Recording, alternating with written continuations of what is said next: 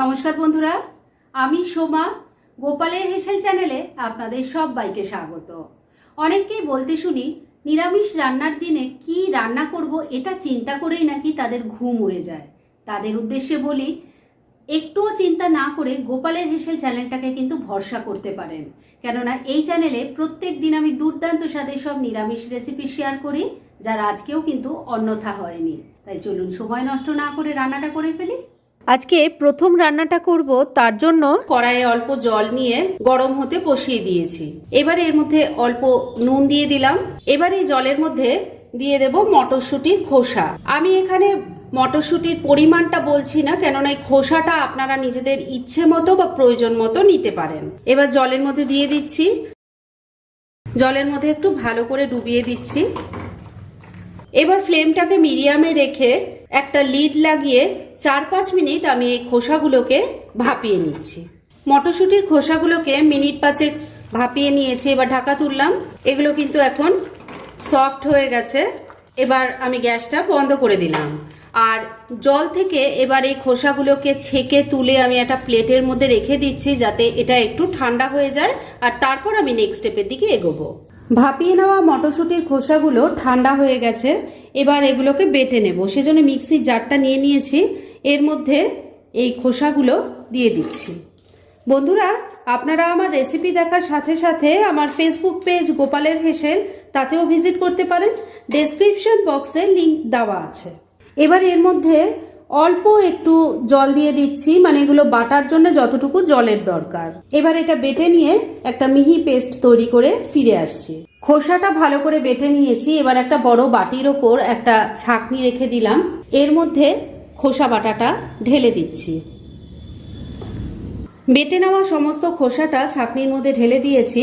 এবার একটা স্পুন দিয়ে এটাকে খুব ভালো করে ছেঁকে নেব, কেননা এর মধ্যে খোসাগুলো কিন্তু থেকে যাবে। আর আমাদের রান্নায় কিন্তু শুধু জুসটারই দরকার, খোসাটার দরকার নেই। তাই এটাকে ছেঁকে নিচ্ছি।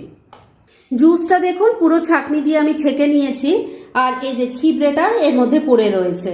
এবার এই জুসটা দিয়ে আমি যেহেতু দুটো রান্না করব, তাই এটাকে আমি হাফ হাফ করে নিচ্ছি। দুটো বাটিতে আমি ভাগ করে নিয়েছি। এবার এক এক করে এই জুসটা দিয়ে আমি কি রান্না করছি চলুন সেগুলো দেখাই। এবার একটা বাটিতে যে জুসটা রেখেছি তার মধ্যে প্রথমে দিয়ে দিচ্ছি 1 কাপ বেসন, দিয়ে দিচ্ছি 1 কাপ চালের গুঁড়ো। চালের গুঁড়ো যদি না থাকে, চালের গুঁড়োর পরিবর্তে আপনারা কিন্তু সুজিরও ব্যবহার করতে পারেন। দিয়ে দিচ্ছি গ্রেট করা আদা আর চপড করা কাঁচা লঙ্কা। এখানে 1 চামচ গ্রেট করা আদা আছে আর 3টে চপ করা কাঁচা লঙ্কা আছে। ঝালটা অবশ্যই নিজেদের টেস্ট অনুযায়ী দেবেন। দিয়ে দিচ্ছি ধনেপাতা কুচি। এবার কিছু গুঁড়ো মশলা দেব। প্রথমেই দিয়ে দিলাম হলুদের গুঁড়ো, দিয়ে দিচ্ছি 1 চামচ জিরের গুঁড়ো, 1 চামচ ধনের গুঁড়ো দিয়ে দিলাম, অল্প একটু লাল লঙ্কার গুঁড়ো দিয়ে দিলাম, 1 চামচ চাট মশলা দিয়ে দিলাম। চাট মশলা না থাকলে আমচুর পাউডার যদি ঘরে থাকে সেটাও দিতে পারেন। অল্প একটু গরম মশলার গুঁড়োও দিয়ে দিলাম। এবার সবকিছু খুব ভালো করে মিশিয়ে নিচ্ছি। সবকিছু খুব ভালো করে মাখা হয়ে গেছে। তবে বন্ধুরা, নুনটা দিতেই কিন্তু ভুলে গেছিলাম, তাই এর মধ্যে এখন স্বাদ মতো নুন দিয়ে দিলাম। এটাকেও ভালো করে মেখে নিচ্ছি। নুনটা দেওয়ার পর সেটাকেও খুব ভালো করে মেখে নিয়েছি। এবারে বাটিটাকে আমি কিছুক্ষণের জন্য এক সাইডে রেখে দিচ্ছি আর কড়াইয়ে তেল গরম করে ফিরে আসছি। এবার কড়াইয়ের মধ্যে রিফাইন অয়েল গরম করে নিয়েছি। তেলটা প্রথমে খুব ভালো করে গরম করে নিতে হবে আর তারপর এর মধ্যে বড়াগুলো ভেজে নিচ্ছি। সমস্ত বড়াগুলো ভাজার জন্য বসিয়ে দিয়েছি। এবার এগুলোকে মিডিয়াম ফ্লেমে রেখে উল্টে পাল্টে লাল লাল করে ভেজে নিচ্ছি। তবে বন্ধুরা, রান্না কিন্তু এখনই শেষ হলো না, কেননা সেকেন্ড যে আর একটা রেসিপি তৈরি করব সেটা কিন্তু এখনো বাকি আছে। তাই ধৈর্য ধরে একটু শেষ অবধি ভিডিওটা দেখুন। বন্ধুরা, মটরশুঁটির খোসার বড়াগুলো দেখুন উল্টে পাল্টে খুব ভালো করে আমি ভেজে নিয়েছি। এগুলো কিন্তু ডাল ভাতের সাথে অসাধারণ লাগে। শুধু ডাল ভাত কেন, চা কফির সাথেও সাইড ডিশ হিসাবে খেয়ে দেখবেন, ভীষণ ভালো লাগবে। যাই হোক, এগুলোকে এবার আমি তেল ঝরিয়ে তুলে নিচ্ছি। আর আরেকটা যে রান্না করব সেই রান্নাটার জন্য একটা প্যান গরম করে ফিরে আসছি। এবার সেকেন্ড রান্নাটা করার জন্য একটা প্যানের মধ্যে 1 চামচ সর্ষের তেল দিয়ে গরম করে নিয়েছি। এই রান্নাটা কিন্তু সর্ষের তেলেই করতে হবে। এবার এর মধ্যে দিয়ে দিচ্ছি অল্প কালো জিরে, দিয়ে দিচ্ছি 2টো শুকনো লঙ্কা। এবার ফোড়নটাকে আগে কয়েক সেকেন্ড একটু ভাজা ভাজা করে নিচ্ছি। ফোড়নটা ভাজা ভাজা হয়ে গেছে। এবার আরেকটা বাটির মধ্যে আমি মটরশুঁটির খোসার পেস্টটা যে আলাদা করে রেখেছিলাম সেটা ঢেলে দিচ্ছি। এর মধ্যে এবার স্বাদ মতো নুন দিয়ে দিচ্ছি অল্প লাল লঙ্কার গুঁড়ো, অল্প হলুদের গুঁড়ো দিয়ে দিলাম, অল্প কয়েকটা দানা চিনি দিয়ে দিলাম। এবার সবকিছু মিশিয়ে নিয়ে এটাকে খুব ভালো করে কষাতে হবে।